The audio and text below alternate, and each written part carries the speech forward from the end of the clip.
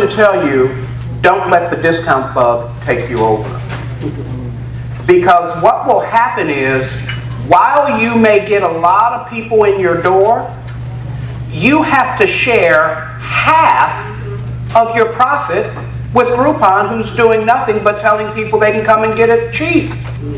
Which means you'll see more patients, more clients, and you won't make very much money. Then, the other side is, you will then condition your client base to buy from you at those lower prices. And if you don't give them that price, what will they do? They'll go somewhere else. But understand that once you start on that road of discounting, it is hard to get off of it. And remember this also, that your expenses are constant.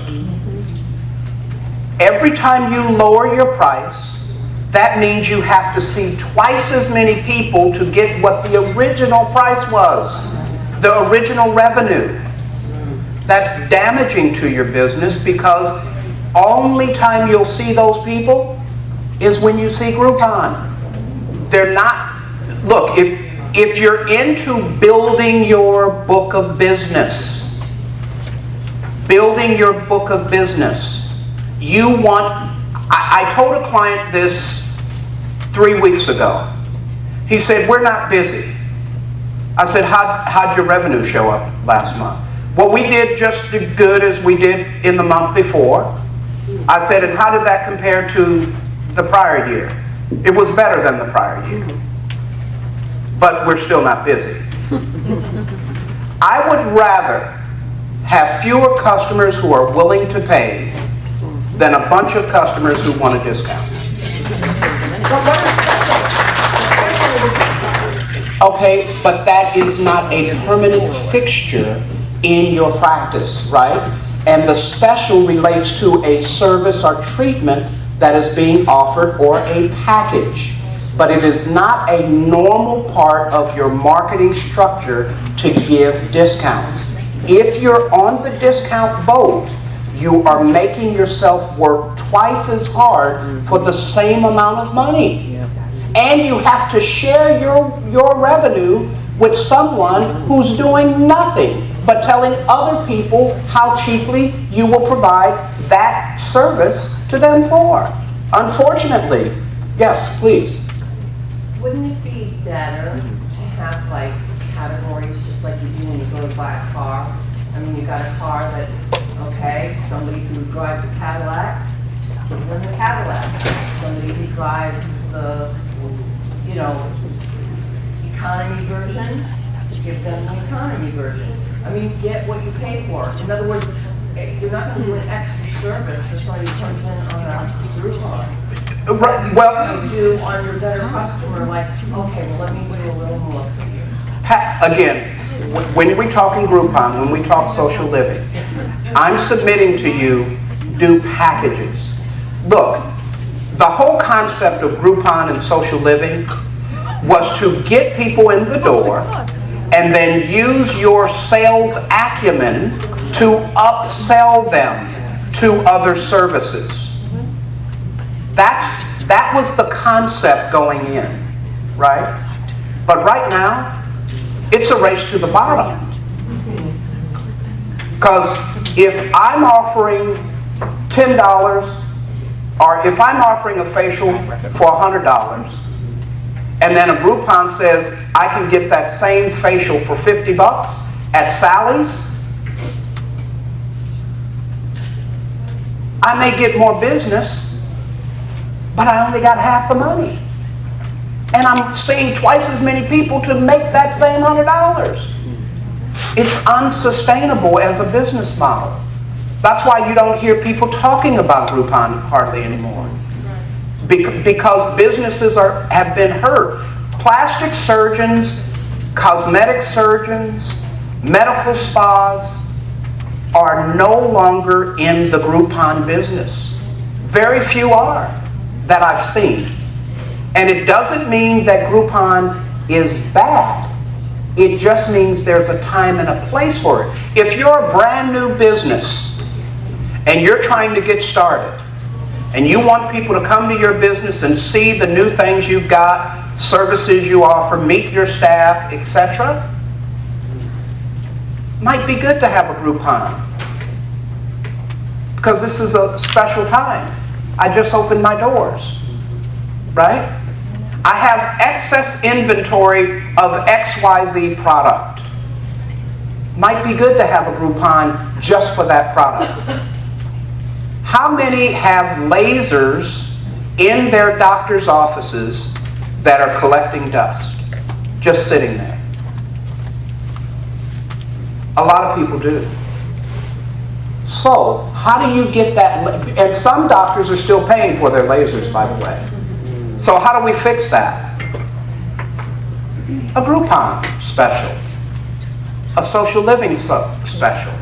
But remember, it only applies for that particular item. Not to be confused with any other items. Right? Sally, it was wonderful to have you here for our facial rejuvenation skincare special. By the way, after we've done your facial peel, there is a patient care plan that we think would be best after that treatment. Why don't I bring you over or have Jeanette talk to you about our skincare line? Since we've gotten your face looking beautiful, you want to maintain that, right? So let me walk you over here to our skincare shelf here. Sally will take you over there, Jennifer, etc. And they'll show you exactly the products you need to maintain it. That to me is an upsell on a Groupon. And remember this, folks.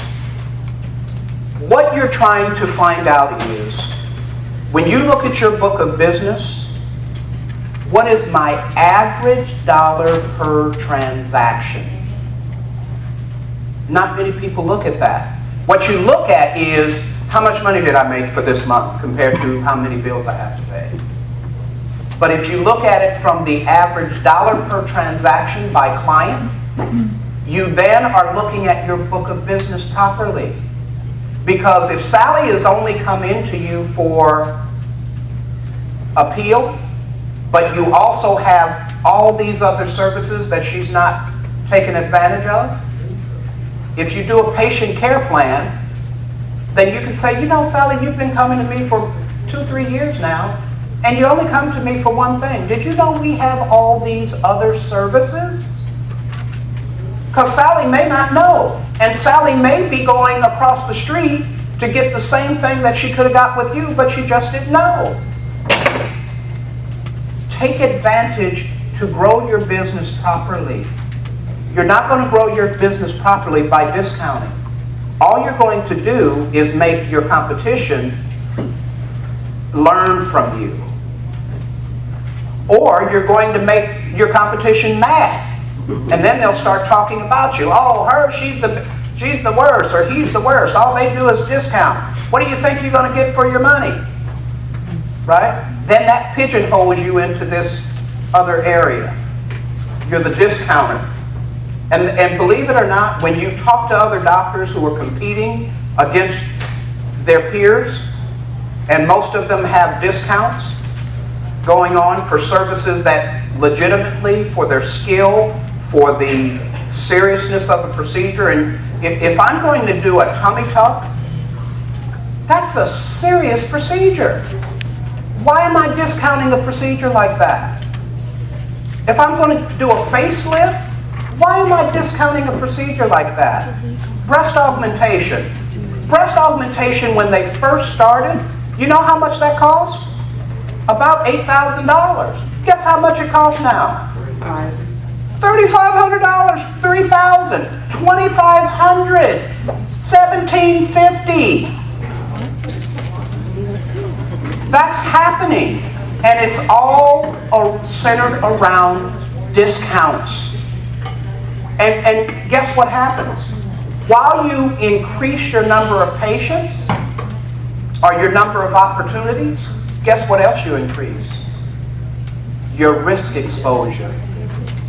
Because now you're seeing twice as many people in shorter amounts of time without being able to give them the best possible care if they paid the regular price.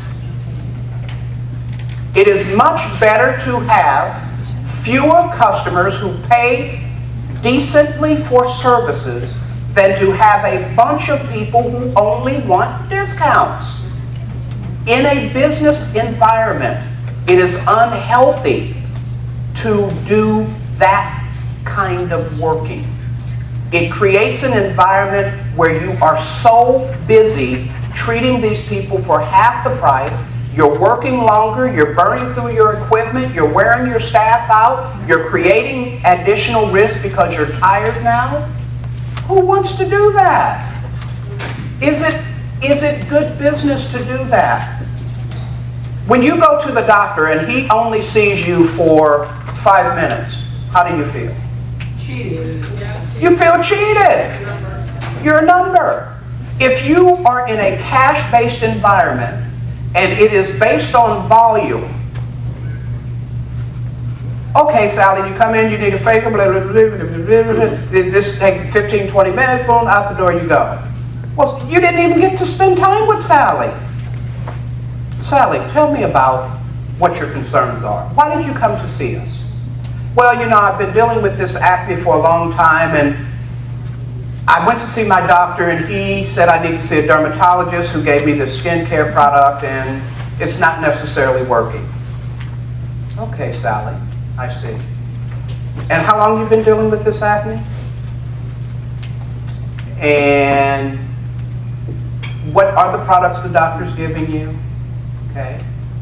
I've got a particular facial peel or facial rejuvenation process that I think just might be what you need. Now the key is in this treatment pathway, you may have to see me multiple times, so we'll put together a package that works with what you can afford, but it is specific to your need. Because not one size fits all for everyone. You're right. There are people coming from all over the world.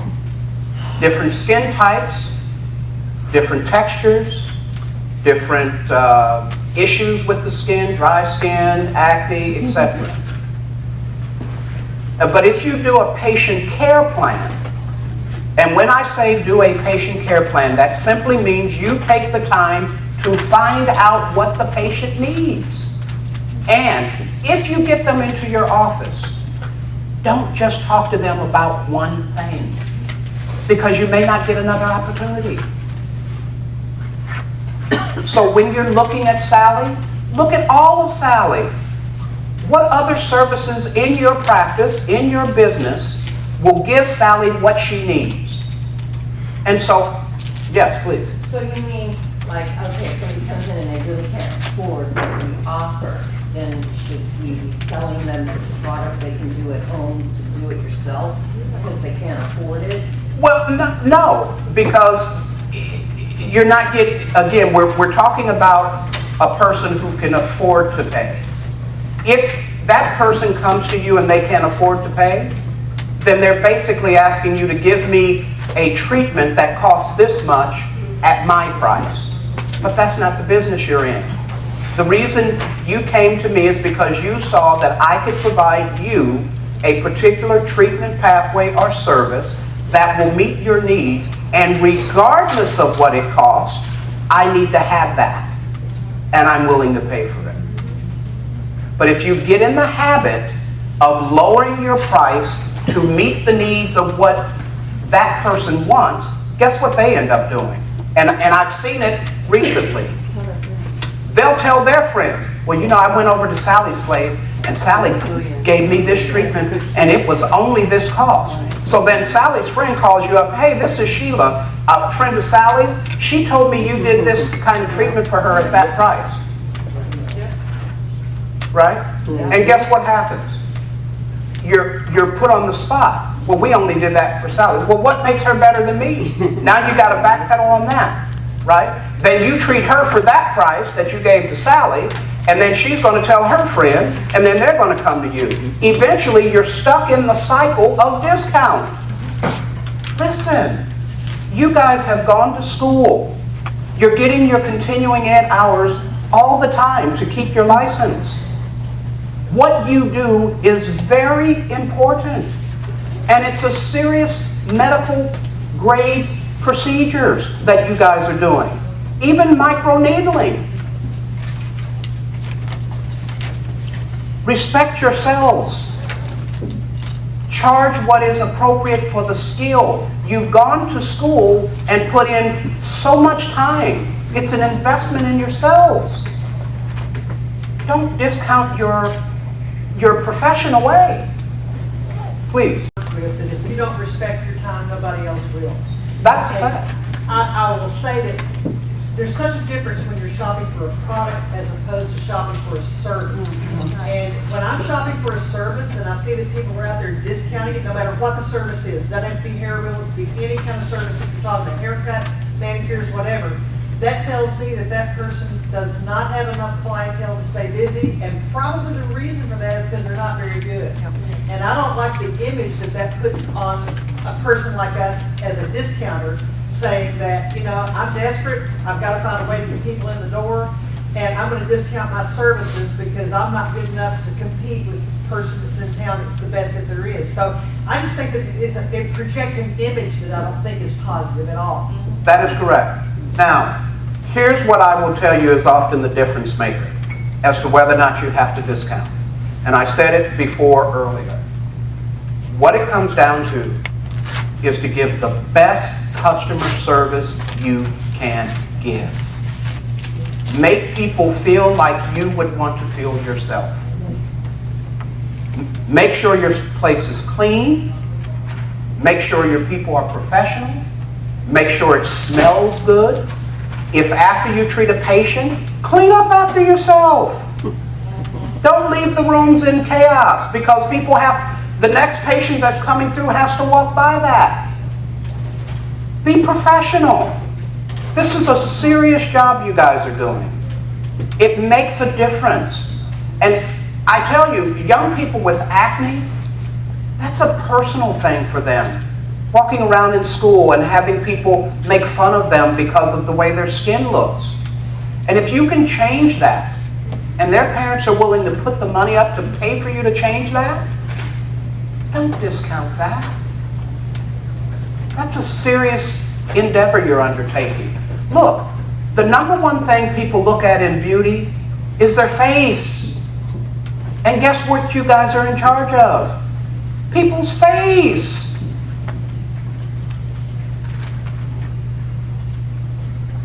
That's a serious job. And know your skill. Know your skill. Don't have a cursory knowledge of. Have a living, a functional knowledge of your business. Learn as much as you can. And stay on top of the latest skincare products. The number one term being used today is organic or natural. Right? Make sure it is that. Don't just say it. Know who the providers of that product is. Don't just buy something because it's cheap. Because if the product is bad, even though you got it for a discount and it messes up your patient, guess what's going to happen to your reputation? You're doomed. Because bad reviews are hard to get off the internet. They just are. Right? Now, again, there are appropriate times to do discounting. And I'm going to read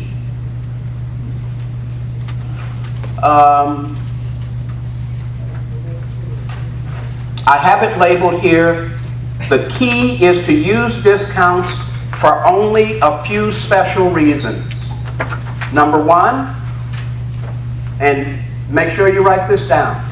If you have excess inventory and you want to move it from the shelf instead of letting it sit, which in the end is costing you money, then discount. If this happens too much, it means you're not doing a very good job of inventory control and you may become supply poor. Number 2, if you have a new product or service that you want to roll out to the public, provide a discount to only your most loyal clients. This makes them feel special, appreciated, and valued. But then make sure you charge the value of what the procedure is worth, as well as what the value of your time is worth thereafter. So the price goes back up. Number 3, if a treatment or service has not had the optimum result and you want to make it up to the client, provide them a price discount or rate reduction for the treatment. Lastly, you discount to provide an incentive for patients to buy more than one product or service, which in turn will help raise your dollar per transaction averages. Remember, the more products and services you provide for a patient, the more likely you are to make them a long-term client. The way you market, what you market, how you present your practice image tells the prospective consumer what to focus on when it comes to getting services at your office location. You're either a skilled and experienced professional or state licensed, or you're a discounter. But if you come across the discounter, that's what we call them, expect that you will get patients with very little money who expect J-Lo looks on a beer budget. That's what they're after. Now, the way to avoid discounters is to put the focus on the right things. Well, what is the right thing? Your number of years of experience. Sally calls you and says, I want the best price. Well, you know, Sally, it's clear to me that price is important to you. But before we get into that, do you have a quick minute? If Sally says, no, I just want to know what the price is. Well, Sally, I'm sorry, but you may not be the type of customer we would want. There may be someone with a better price down the street. Maybe you should call them. That's okay to do, by the way, because typically the people who want the discounts are the patients who will drive you crazy and create the most negative stuff. And they'll put the bad reviews because you didn't give them their price. So it's better to stop them at the door before they come to your practice, right? So put the focus on how many years you've been doing it, the number of patients you've done this treatment for, how many testimonials you have, and lastly, that you're a licensed professional, state licensed professional. When you communicate in your social media, in your website, that's where the emphasis belongs. Talk about who you are as a professional. Stop letting people make you talk discounts, because you're killing your practice and you're working twice as hard and you're increasing your risk because of the number of patients you're seeing. So how do new people in the field combat that? New people in the field, if you're opening up your new practice, that's an application where Living Social or Groupon will help you if you're new. But if you're new and you're just getting out of school, I'm not advising you to go out on your own. I'm advising you to get with a practice or a med spa where there are experienced people who can check your work. Because you won't become that experienced person unless another experienced person who's been in the business shows you how. Sometimes you get nervous. If you do what is that, with the needle? Microneedling. You go too deep, you're going to create injury. Watch someone do that first. Spend some time. doing it. Be the expert. Respect yourself and your profession. There may seem like there's a lot of you out there, but there really aren't. And the truth is, there aren't a lot of people who really know what they're doing. They're just making money. And that's not what this thing is about. That's how you get the horror stories. Right?